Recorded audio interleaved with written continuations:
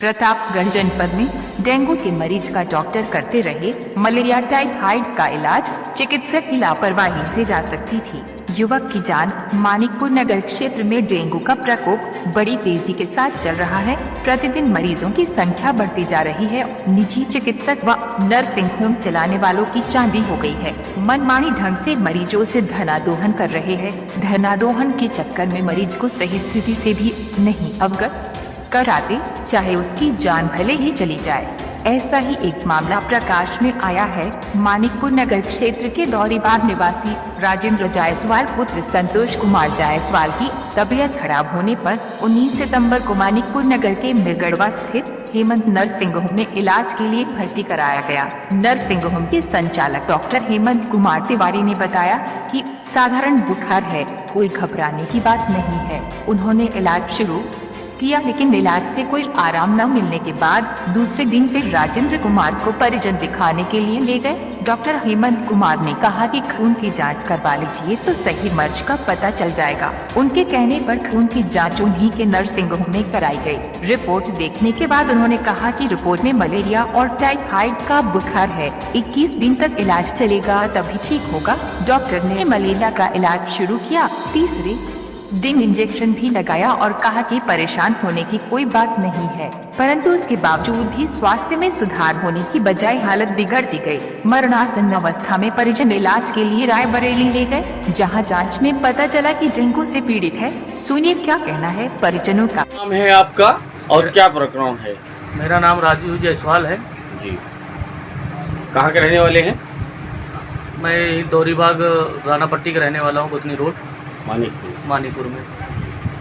क्या मामला है? मामला ये है कि 19 तारीख को शाम को मेरे भाई को बुखार आया, राजेंद्र जायसवाल जी को। जी।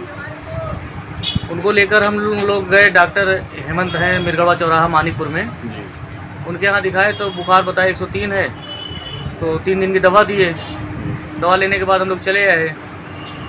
उसके बाद जो है 20 तारीख को भी बुखार कम नहीं हुआ, तो लेके जो है फिर उनके पास गए तो उन्होंने कहा कि दवा खाइए, आराम हो जाएगा।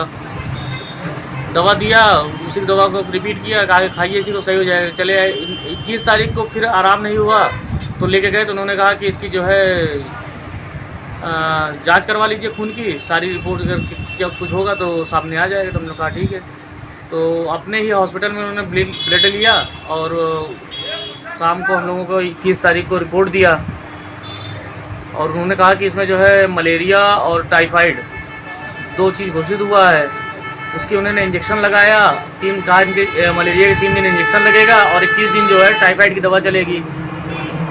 22 तारीख को रात में 12 के आसपास में उनको उल्टी होने लगी। सुबह हम लोग 23 तारीख सुबह में जो है उनको लेके भागे, क्या कहते हैं, रायबरेली लेके गए।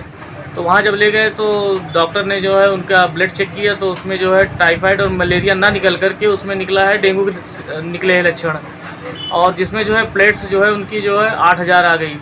डॉक्टर साहब ने कहा अगर एक थोड़ी देर और हो जाती और प्लेट्स और कम हो जाते तो इनके लिए जो है जानलेवा साबित हो सकता था।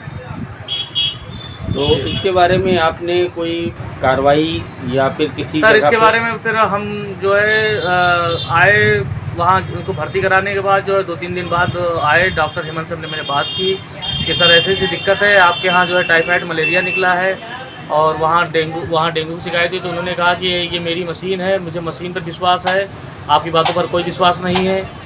और वो डॉक्टर अपने हिसाब से इलाज कर रहे हैं, हम अपने हिसाब से इलाज कर रहे हैं। तो हमने कहा सर अगर ऐसा है तो फिर मशीन पे विश्वास है तो रिपोर्ट तो फिर कहीं की भी आप माननी चाहिए आपको।